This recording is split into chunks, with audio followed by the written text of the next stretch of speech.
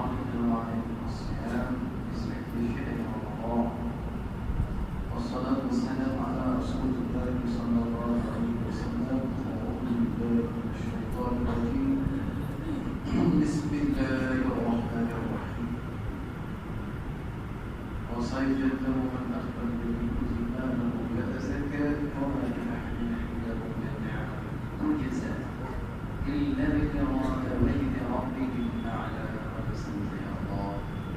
اللهم صل على شويبك، اللهم صل على محمد كما صليت على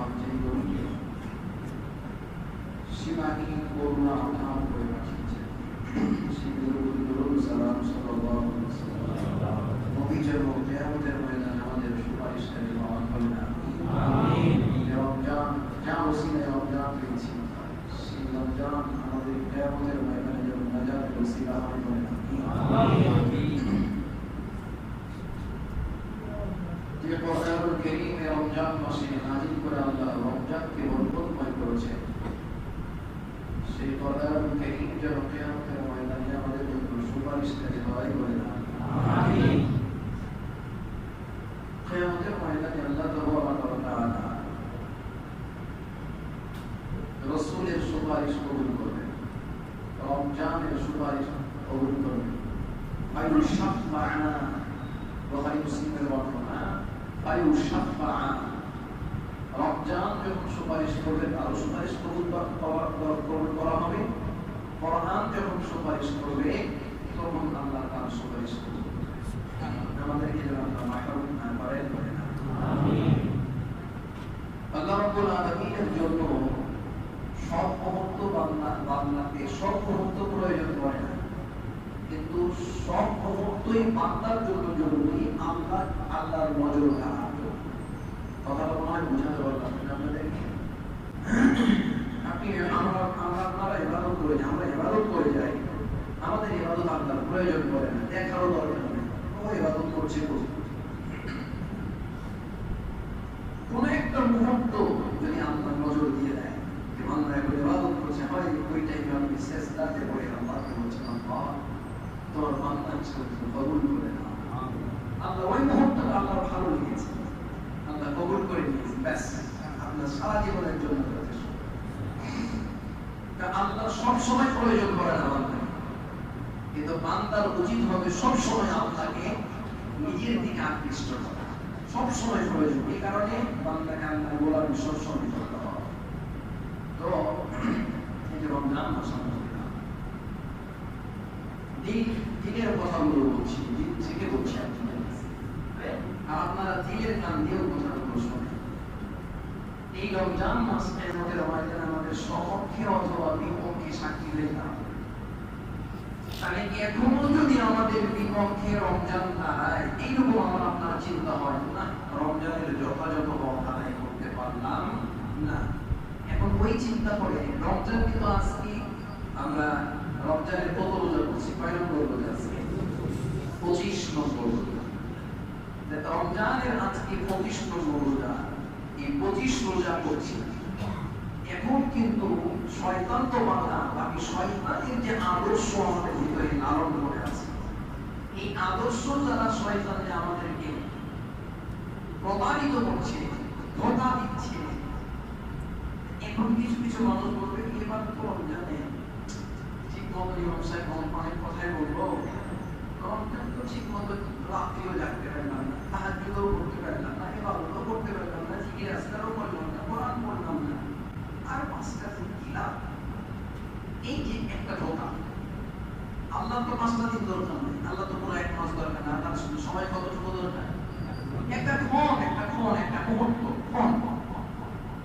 এই কারণে আপনাকে যেন শয়তান এই ধোকায়, আমাকে আপনাকে শয়তান যেন এই ধোকায় ফেলতে না পারে। আর 6 দিন 25 দিন তো চলেই গেল, আর মাত্র 5 দিন কি করলাম। এটা খবরদার কেউ মনে মনে ভাববেন না।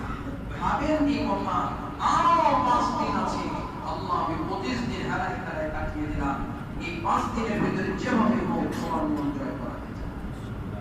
এভাবে আপনার দেখা আরো 5 দিন টাইম আছে, আরো 4 দিন টাইম আছে, এইভাবে আপনাকে বলবেন, আল্লাহর কাছে চাইতে হবে। রমজান মুবারক, এই রমজান মানাতুহুল বিসআমি ওয়াসসুরি, আল্লাহ এই রমজান মাসে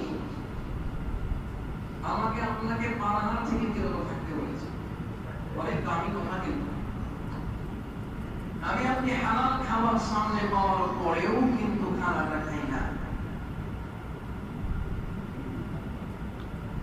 এর দ্বারা আমাকে আপনাকে শিক্ষা দেয় অনেকগুলো, রমজান আমাকে অনেকগুলো শিক্ষা দেয়। তার ভিতরে গুরুত্বপূর্ণ শিক্ষা দেয় যে বান্দা, হালাল খাদ্যকে আমি হারাম করে দিয়েছি, হালাল খাদ্যকে সাময়িক সময়ের জন্য আমি হুকুম করেছি, তাই তোমার জন্য এখন এটা খাওয়া অবৈধ, খাওয়া নাজায়েজ, খাওয়া হারাম, তুমি খেতে পারবে না।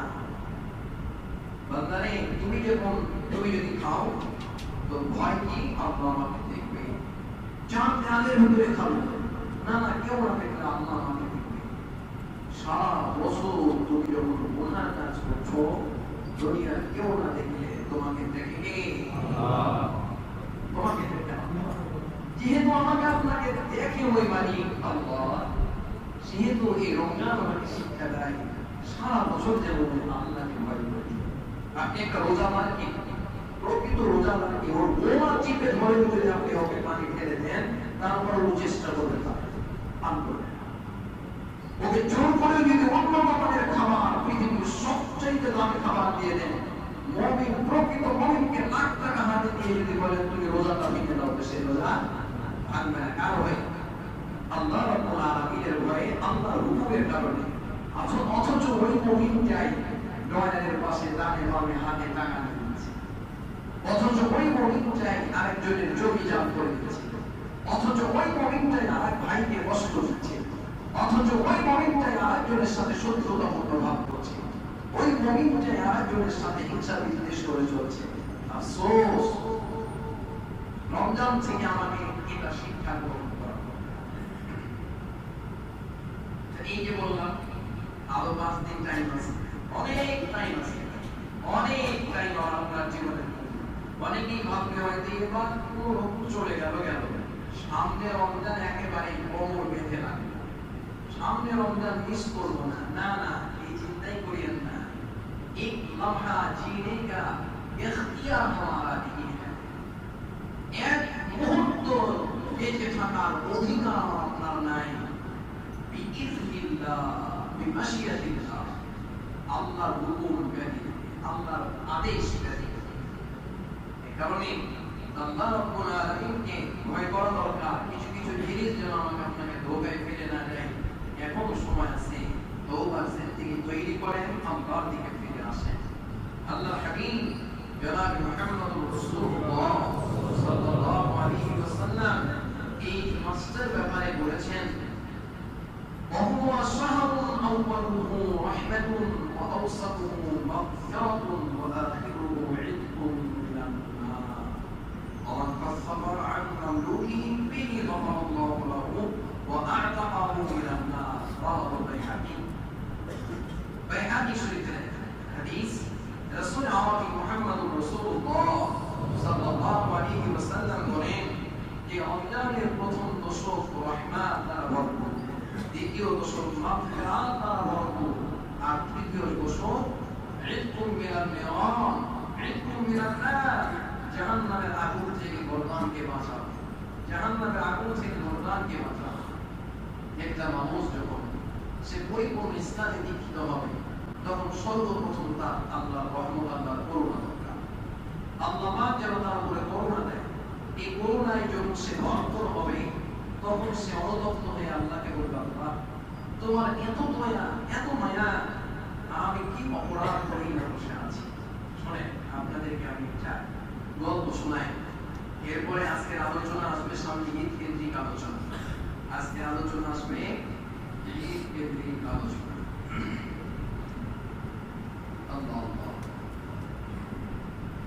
হযরত ইউসুফ আলাইহিস সালাম পয়গম্বর ইউসুফ আলাইহিস সালাম তিনি যখন কেনান থেকে গোলাম হয়ে মিশরে গেলেন,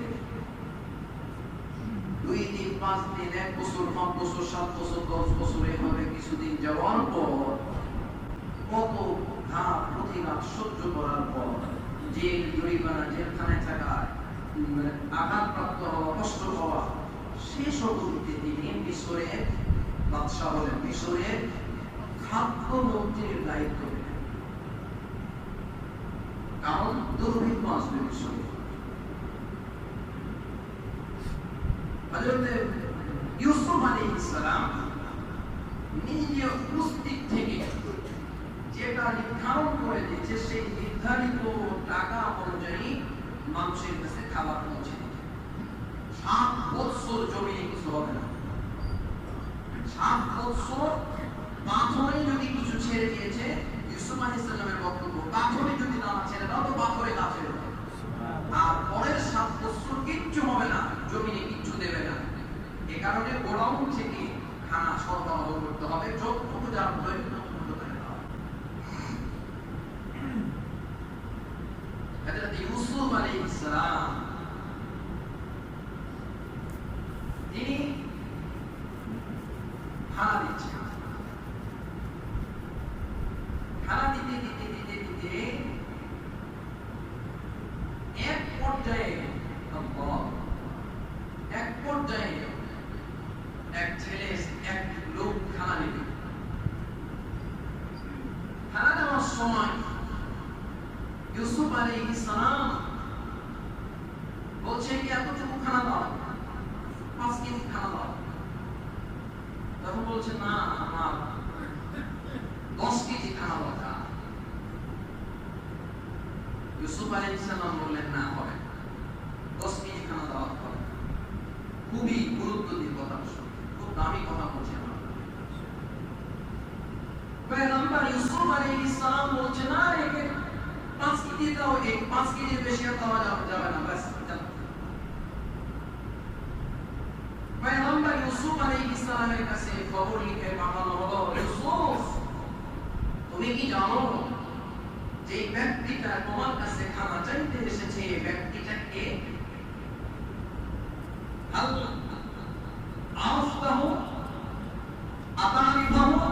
তুমি কি তাকে চেনো? পয়গম্বর ইউসুফ আলাইহিস সালাম বললেন, না আমি তাকে চিনতে পারলাম না, ব্যক্তিটাকে চিনি না। সাথে সাথে জবাব দেওয়া হলো, ইউসুফ রে, যেই দিন সুলাইখা তোমাকে তার ষড়যন্ত্রের জালে আবদ্ধ করে রেখেছিল, আজিজে মেসরের সামনে যেই দিন তোমাকে জুলেখা অপবাদে জড়িয়ে দিয়েছিল, সেই দিন অপবাদ থেকে মুক্ত করার জন্য আমি দোলনাতে থাকা ওই ছেলে তোমার ব্যাপারে সাক্ষী দিয়েছিলাম। ইউসুফ আলাইহিস সালাম সাথে সাথে তার দিনের ভিতরে পরিবর্তন চলে এসেছে। আরে বাবা, সেই কালের কথা, আমাকে এত বড় অপবাদ থেকে দোলনাতে থাকা সেই ছেলে এত বড় অপবাদ থেকে আমাকে সাক্ষী দিয়ে পরিত্রাণ দিয়েছে। এই এতটুকু বলার কারণে হযরত ইউসুফ আলাইহিস সালাম ওদেরকে বলল, একে খাবার দাও, একে খাবার দাও। বর্ণনায় পাওয়া যায় এই ব্যক্তিকে যে পরিমাণ খাবার দেওয়া হয়েছে, একসাথে 100 জন মানুষ খেলেও তার চাইতেও বেশি হয়ে যাবে। এখান থেকে একটা বিষয়, হযরত ইউসুফ আলাইহিস সালাম শুধুমাত্র একটা মুহূর্তে একজন পয়গম্বর নিজের অপবাদ থেকে মুক্তি পাওয়ার জন্য ওই গোলামের উপরে নির্ভরশীল হয়। আমার মালিক আল্লাহ রাব্বুল আলামিন সাথে সাথে ডেকে বলছে, পয়গম্বর ইউসুফ, তুমি একটা মুহূর্তের কারণে যদি তুমি ওই ব্যক্তির উপরে এত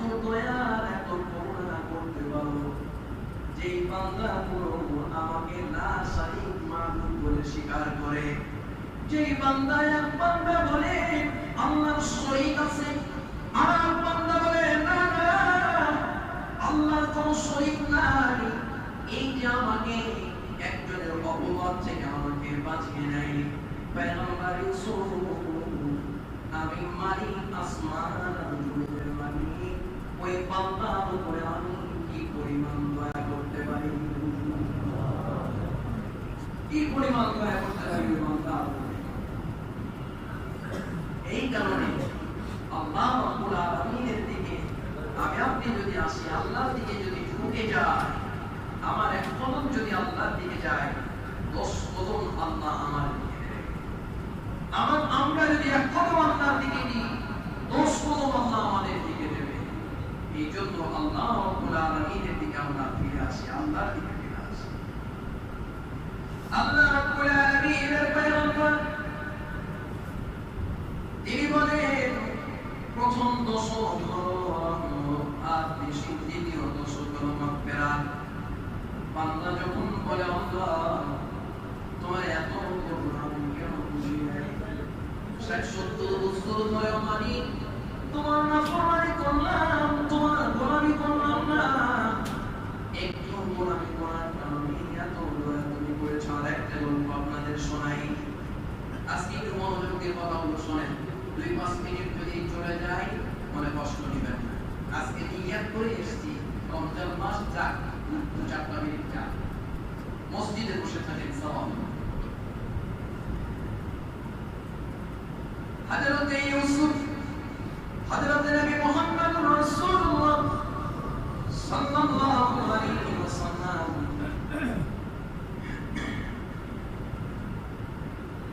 তিনি বলেন আল্লাহ রাব্বুল আলামিন কতটুকু দয়াশীল বান্দা তুমি দেখো। এটা নাই করেন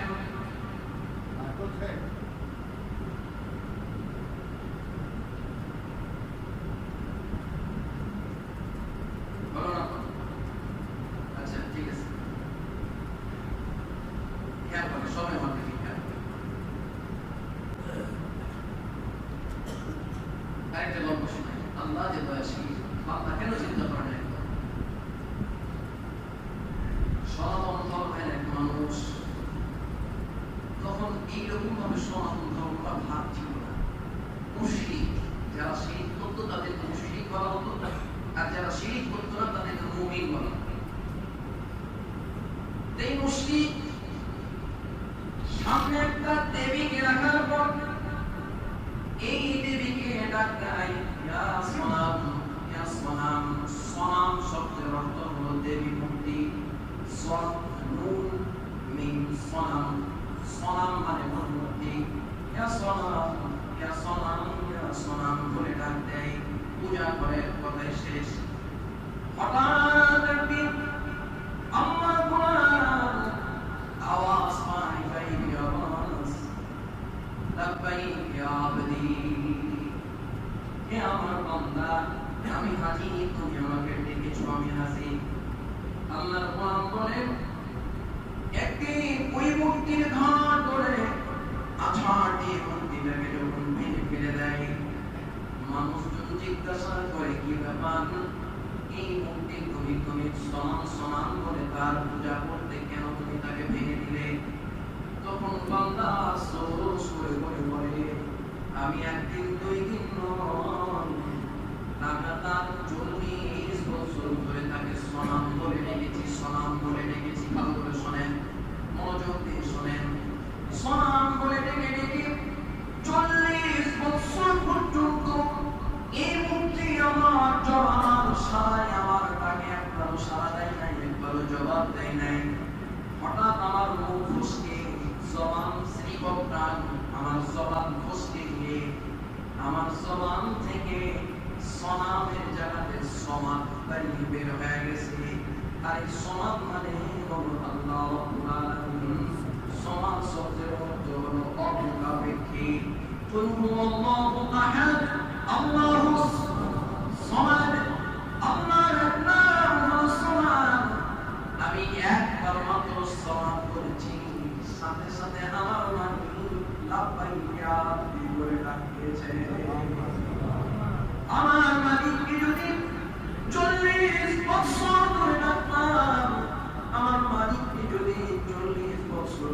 আল্লাহর সামনে সেজদা দিতাম, না জানি আমার মানি আল্লাহ তার কোন রহমতের কোন চাদরের ভিতরে জায়গা দিয়ে দিল। এই কারণে আজকে থেকে কোনদিন এই দেবীর পূজা করবো না, মালিকের পূজা করবো।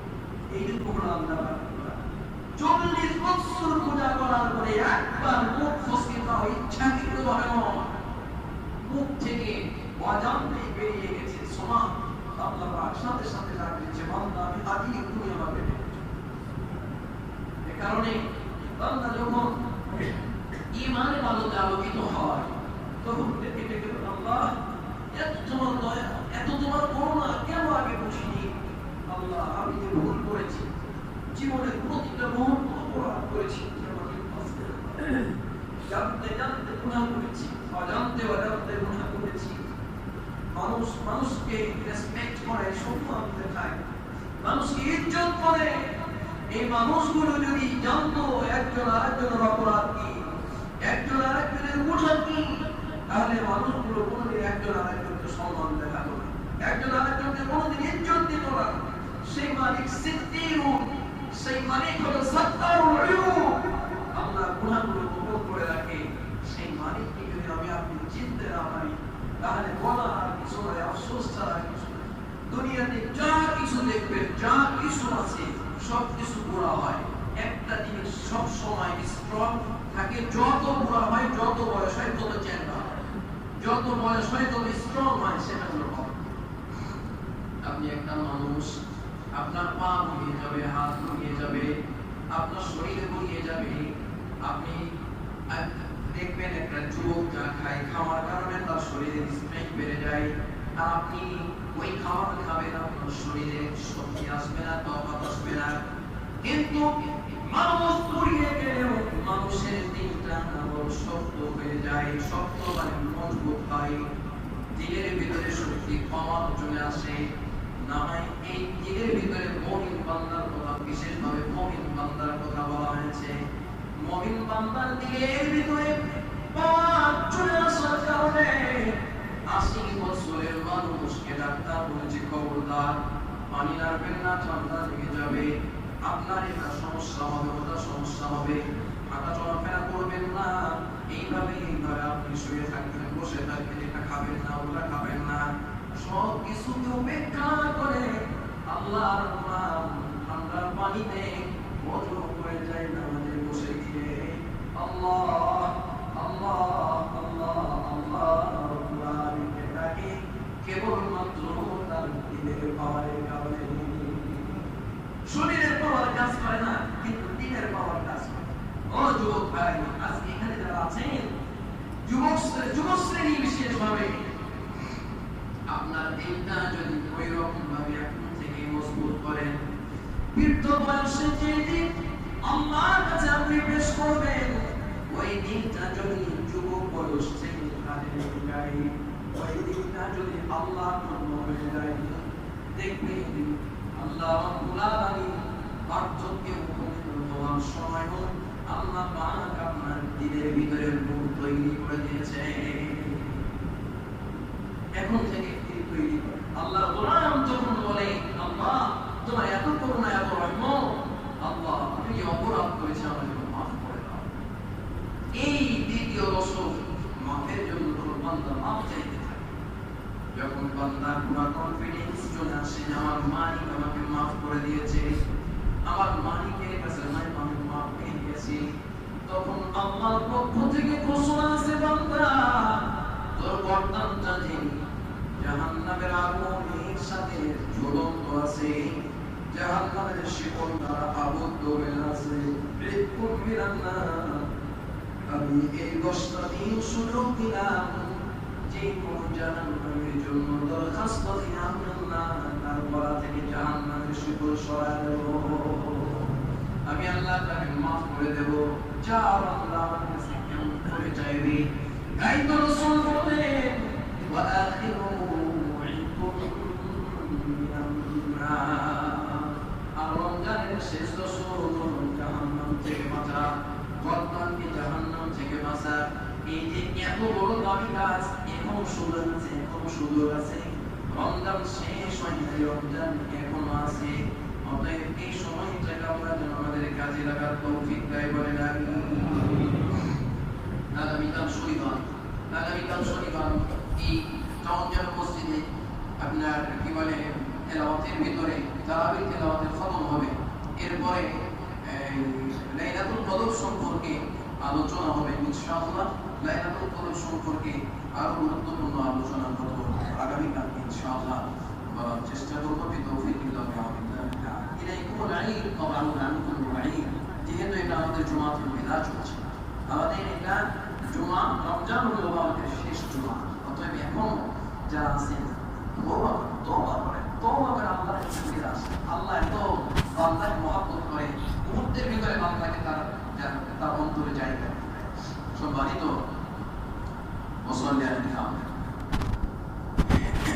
পুরো 30টা রোজা হোক অথবা 30টা রোজা হোক, সম্মানের চাপ উদিত করে ঈদ আমরা পাবো ইনশাআল্লাহ। এই ঈদ কেন্দ্রিক কিছু আলোচনা আমরা চেষ্টা করি ইনশাআল্লাহ করার। গুরুত্বপূর্ণ একটা আলোচনা, খেয়াল রাখবেন যে ঈদের দিন, ঈদের নামাজের আগে সালাতুল ফিতর আদায় করে দেওয়া উচিত।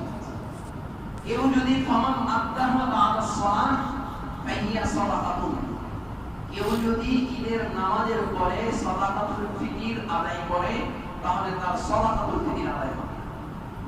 কেউ যদি ঈদের নামাজের পরে সালাতুল ফিতর আদায় করে তাহলে তার সালাতুল ফিতর আদায় হবে না। শুধু সদকা করা, দান সদকা করা এরকম হবে, কিন্তু সালাতুল ফিতর আদায় হবে না। রোজার যে সাদকা, রোজার যে যাকাত এটা আদায় হবে। এই কারণে কখন করতে হবে? ফামান আদাহা ক্বাবলা সালাত ফাহিয়া যাকাতুন মাকবুলা। এই কারণে ঈদের নামাজের পূর্বে সালাতুল ফিতর সম্পূর্ণটাই আদায় করে নিতে হবে। এটা খুব গুরুত্বপূর্ণ বিষয়, খেয়াল রাখবেন। সালাতুল ফিতর কেন গত জুমায় বলেছি যে এটা এই যে রমজান মাস রাখি, আমাদের অজান্তে চোখ তো আমাদের সবসময় কন্ট্রোলে থাকে না। চোখের গুনাহ হয়ে যায়, হাতের গুনাহ হয়ে যায়, আমাদের জবান তো সবসময় তো তাজা হয়ে থাকে মানুষের বিপদ শিকায়ত করতে। এই বিপদ শিকায়ত করলে রোজা দুর্বল হয়। এই সমস্ত কাজগুলো, এই সমস্ত ছোট্ট ছোট্ট গুনাহগুলো রোজার গায়ে লেগে থেকে রোজাকে ঘা করে দেয়, রোজাকে রাগ করে দেয়, রোজার ভিতরে স্পট লাগিয়ে দেয়। যখন কোনো বান্দা সালাতুল ফিতর আদায় করে, সাথে সাথে আল্লাহ রাব্বুল আলামিন তার রোজাকে একেবারে সার্ফ এক্সেল দিয়ে ভর মতো করে দিয়েছেন। এটা উদাহরণ দিচ্ছি, সার্ফ এক্সেল দিয়ে আল্লাহর রহমত, আল্লাহর করুণা, তার সীমাহীন দয়া দিয়ে তার রোজাকে নিষ্কলুষ পরিষ্কার পরিচ্ছন্ন করে এই রোজা আল্লাহর সামনে পেশ করা হয়। এই কারণে সালাতুল ফিতর করা হয়। সালাতুল ফিতর আদায় করব আমরা নামাজের পূর্বে, ঈদের নামাজে। এরপরে আসি ঈদের দিন আমরা অতিরিক্ত 6 তাকবীরের সাথে নামাজ আদায় করি। এটা অনেকের খেয়াল থাকে না। বাড়িতে নিজে প্র্যাকটিস করা দরকার। বাড়িতে অনেক কিছু অভ্যাস করা উচিত, সহজ করে বোঝার জন্য বলছি যে প্রথম রাকাতে কিরাতের পূর্বে ইমাম সাহেব কিরাত করবে, এর পূর্বে অতিরিক্ত 3টা তাকবীর দেবে। আর দ্বিতীয় রাকাতে কিরাতের পরে অতিরিক্ত 3টা তাকবীর। এই কথাটা যদি মনস্থ মেমোরিতে থাকে তাহলে অনেকটাই আমরা ঈদের নামাজের ব্যাপারে আমরা সচেতন হতে পারবো ইনশাআল্লাহ। ঈদের নামাজ এমন একটা দামি নামাজ, ঈদের নামাজে যাবেন তার মাসুনা আহসান সিয়া ওয়া ইয়াতাআত্তাউনা মিন কুহুরিহিম, সুন্দর পোশাক পরা, যদি সম্ভব হয় নতুন পোশাক পরা, যদি নতুন পোশাক ভালো থাকে, অথবা পরিষ্কার পরিচ্ছন্ন পোশাক পরা, আদর্শ ব্যবহার করা, সুবুদ্ধি ব্যবহার করা, গোসল করা, সকাল সকাল গোসল করে নেওয়া, মিসওয়াক করা। ঈদুল ফিতরে ঈদগাহে যাওয়ার আগে খেজুর খেয়ে যাওয়া সুন্নাহ। খেজুর যদি বাড়িতে না থাকে তাহলে কমসকম যে কোনো একটা মিষ্টান্ন খাওয়া, তবে খেজুর খাওয়াটা হলো সুন্নাহ। যদি সম্ভব হয়, যার কাছে যেমনটি আছে খেজুর খেয়ে ঈদের মাঠে বের হবে। ঈদের মাঠে বের হওয়ার সময় ছোট বাচ্চা, বৃদ্ধ, যুবক, সব শ্রেণীর মানুষকে একসাথে করে জামাতবদ্ধভাবে ঈদগাহে জোরে জোরে তাকবীর দিতে দিতে এটা একটা হুকুম। আর অবশ্যই এই ঈদেও আল্লাহর বরত্ব বলতে বলতে যাওয়া, তাকবীর দিতে দিতে যাওয়া, জামাতবদ্ধভাবে একসাথে জামাত হয়ে যাওয়া। ইদা কানা ইয়াউমুল ঈদ খারাফুল তরিক, রাসূলের হাদিস এসেছে আল্লাহ রাসূল যখন ঈদগাহ যেতেন এক রাস্তা দিয়ে যেতেন আর এক রাস্তা দিয়ে আসতেন। এগুলোর প্রত্যেকটার বিষয়ে একটা হিকমত আছে, বাট আমরা এই হিকমতগুলো বলারও টাইম পাই না, শোনারও টাইম পাই না। খারাফুল তরিক, রাসূল যে রাস্তা চেঞ্জ করতেন এর পিছনে কারণ হলো রাস্তায় কোনো অসময় দরিদ্র গরিব মানুষ দেখা হলে তাদের খোঁজ খবর নিতেন, নতুন মানুষের সাথে দেখা হলে তাদের খোঁজ খবর নিতেন, তাদের বাড়িতে কি রান্না হয়েছে না হয়েছে খবরগুলো নিতেন।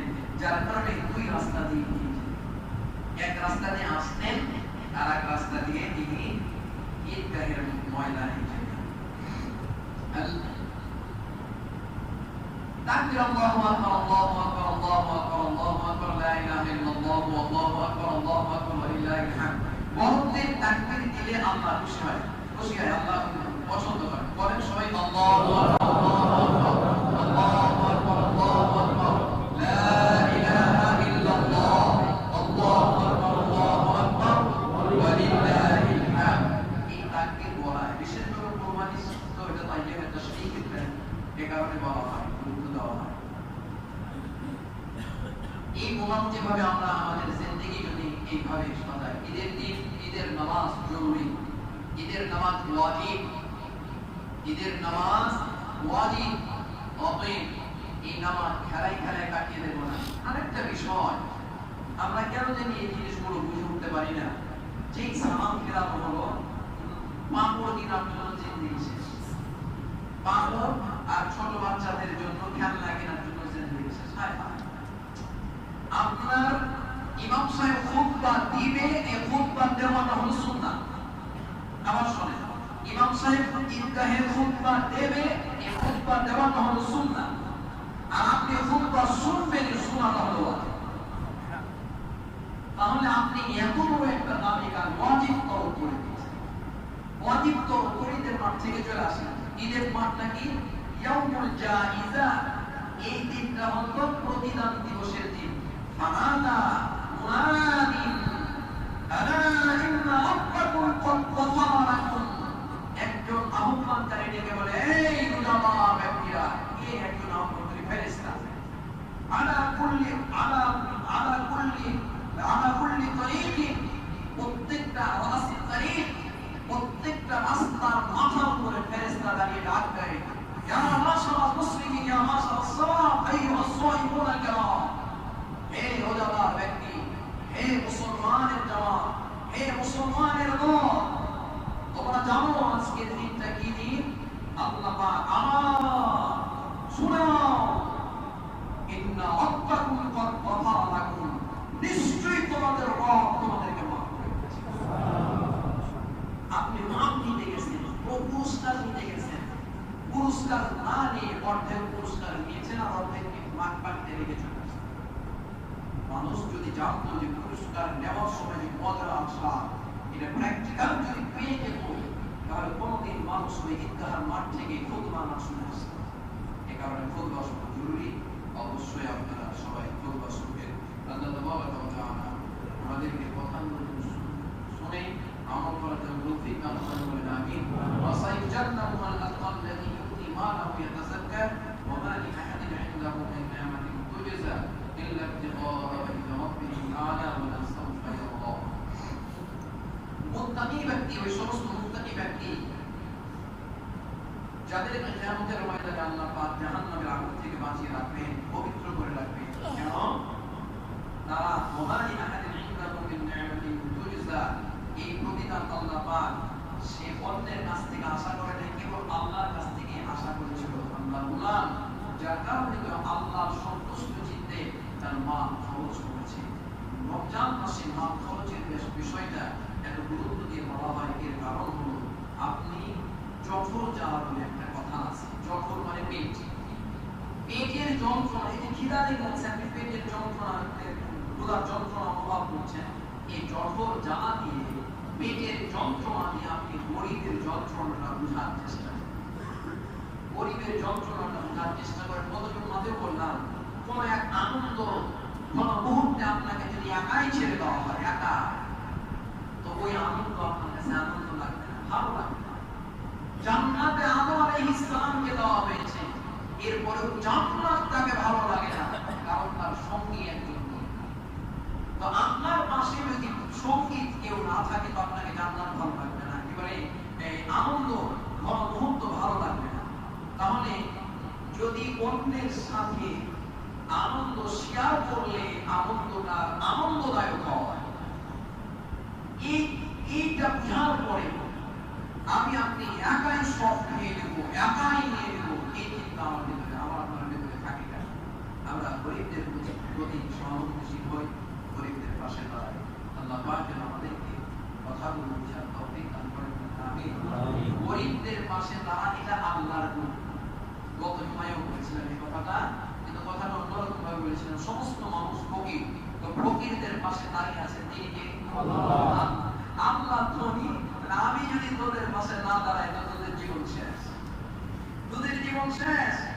আল্লাহ যখন গরিবদের আমাদের পাশে দাঁড়িয়ে আছে, আপনাকে এরপরে প্রমাণিত হতে বলছে, আল্লাহ আপনাকে সম্পদশালী করেছে, আপনি গরিবদের পাশে দাঁড়িয়ে থেকে বলেন, আল্লাহ তোমার উপরে প্রমাণিত হওয়ার চেষ্টা করছে।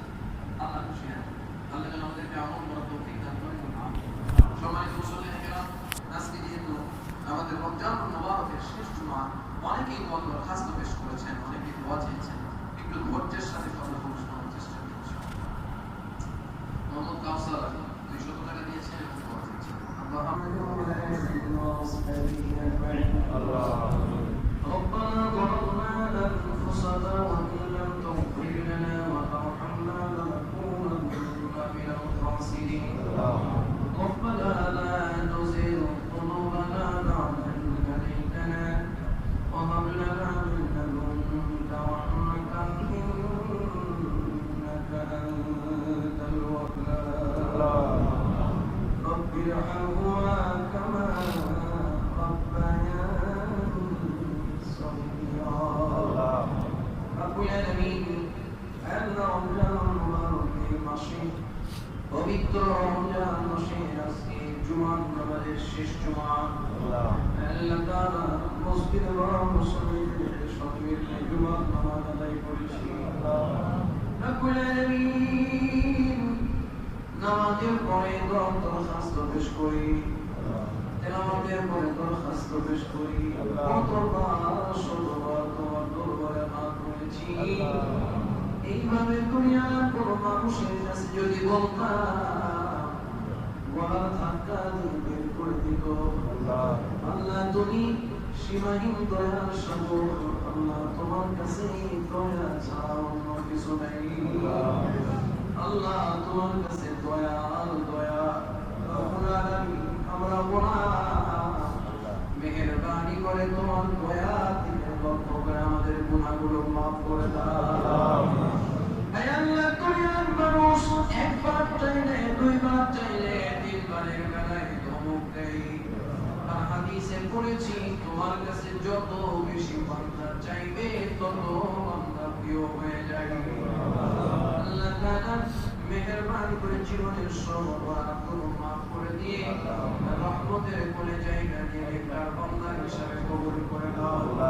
আল্লাহ এমন চোখ দাও যে চোখ তোমার ভয় পাবে, আল্লাহ এমন দিল দাও যে দিল তোমার ভয়ে আবিষ্ট হয়ে যায়। আল্লাহ এমন জবান দাও যে জবান তোমার জিকিরে তরতাজা থাকে। আল্লাহ কেমন ঈমান দাও যে ঈমান ইয়াকিনের সাথে পূর্ণ থাকে। রব্বুল আলামিন কেমন আমল দাও, কেমন আমল করার তৌফিক দাও, যে আমল করার পরে তোমার দরবারে কবুল হয়ে দাও। হে আল্লাহ তাআলা তোমার রাসূল জনাব মুহাম্মদুর রাসূলুল্লাহ সাল্লাল্লাহু আলাইহি ওয়াসাল্লাম দুনিয়াতে এসেছেন উম্মতকে রাস্তা দেখানোর জন্য। তোমার হাবিব দুনিয়াতে চিন্তা করে গেছেন কেবলমাত্র উম্মত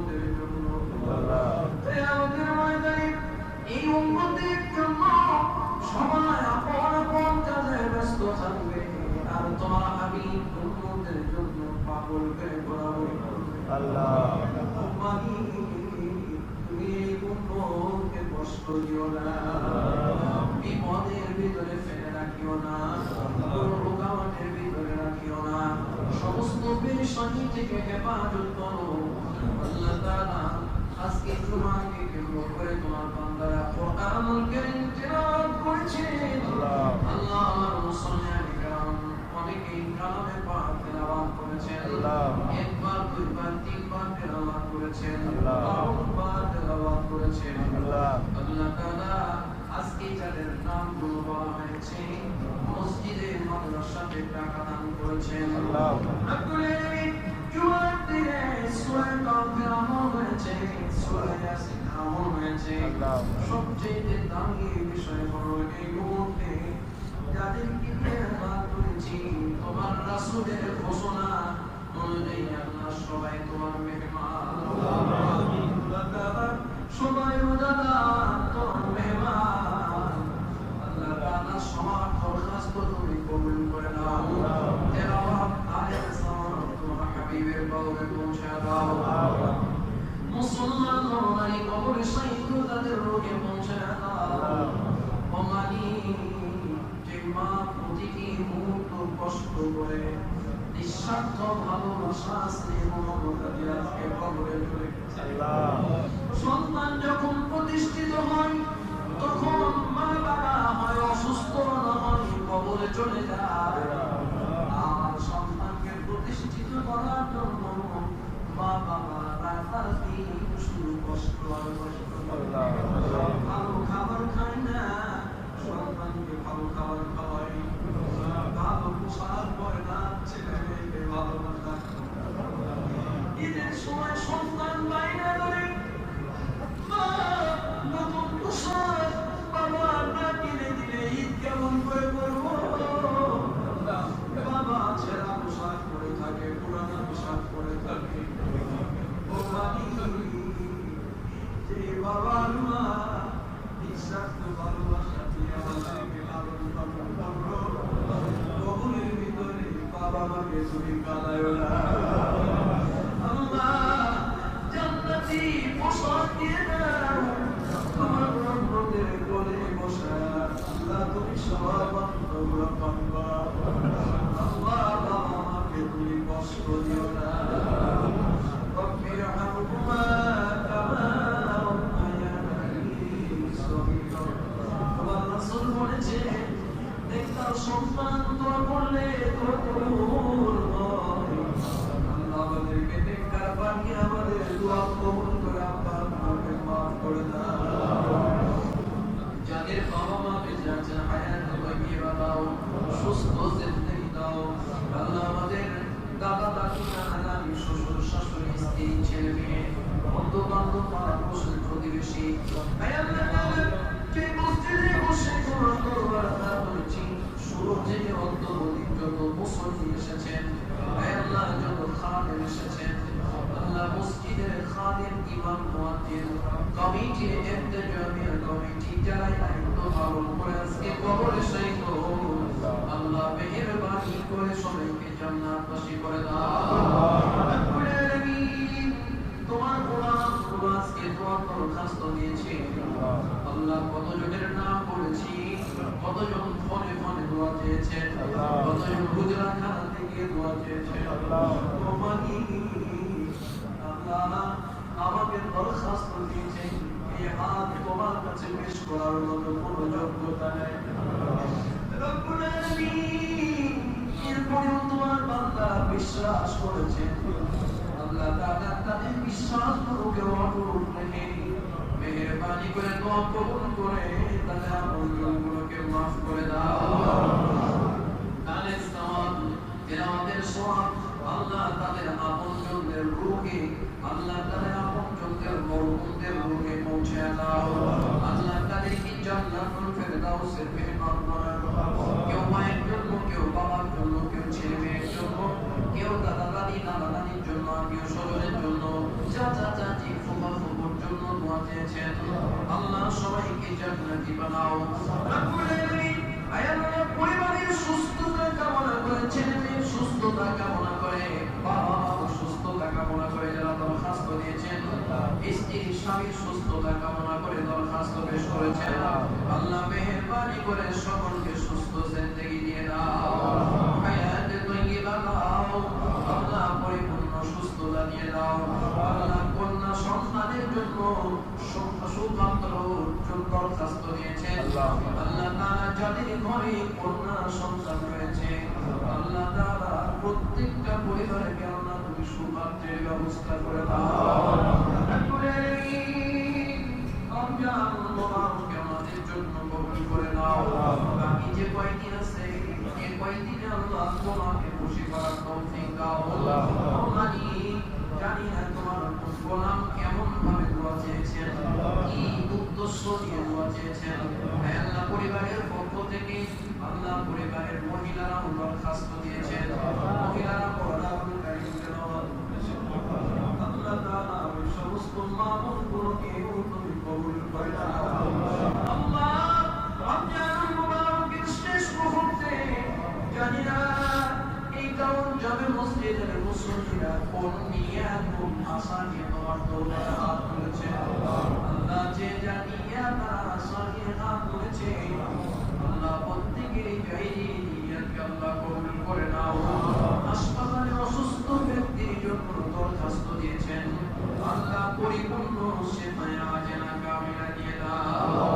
রব্বানা তাকাব্বাল মিন্না ইন্নাকা আনতাস সামিউল আলিম ওয়া তুব আলাইনা ইন্নাকা আনতাত তাওয়াবুর রহিম। সুবহানা রাব্বিকা রাব্বিল ইজ্জাতি আম্মা ইয়াসিফুন ওয়া সালামুন আলাল মুরসালিন ওয়ালহামদুলিল্লাহি রাব্বিল আলামিন। লা ইলাহা ইল্লাল্লাহু মুহাম্মাদুর রাসূলুল্লাহ।